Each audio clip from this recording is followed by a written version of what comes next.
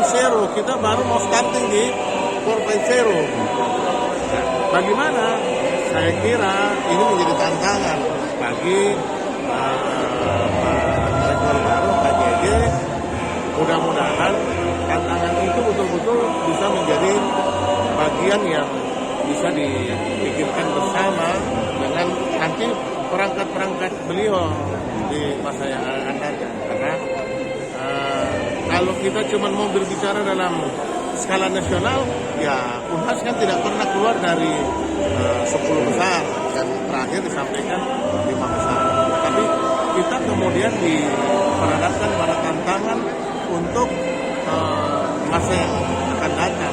Dan itu yang Untuk World Class University ini Pak, kan sekarang UNAS berada di posisi 1000-an, mungkin untuk ke depan bagaimana selaku alumni? Ya, itu kan kalau bicara dalam peringkat universitas kan selalu bicara pada indeks yang ada indikatornya.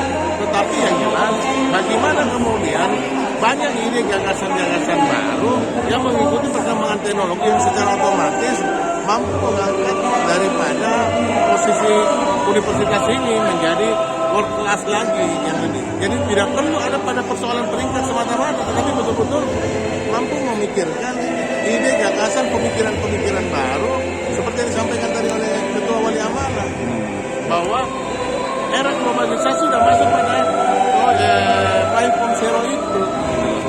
Terakhir mungkin Pak, harapannya kepada Prof.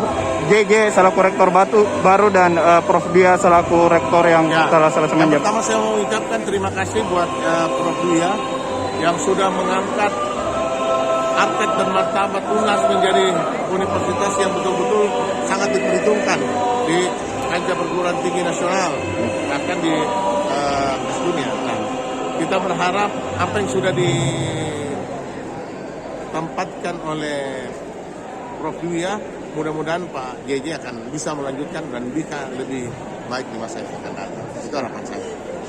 Terima kasih sudah nonton. Jangan lupa like, subscribe, dan share ya.